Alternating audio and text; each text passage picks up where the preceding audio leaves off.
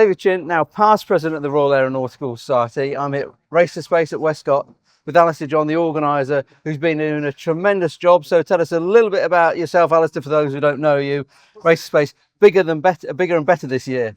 Alistair. Yeah, hi, I'm Alistair and I organise Race to Space, and this year we've just finished.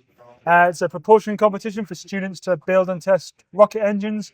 We've had 32 from all over the UK and actually as far as Australia this year, so it's been fantastic.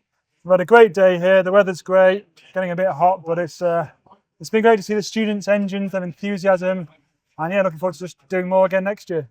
And from an aeronautical society point of view, that design, build, fly, test, do stuff, and the experiential learning, and getting that experiential learning for academics, that is part of the training, but also for students, so they've got good practical experience on the CV, experiential learning, and this is best practice from my point of view. So you're doing a great job. Thanks, Alistair, and the community really appreciate what you're doing. No, thanks a lot. Thanks for coming, David. Thank you.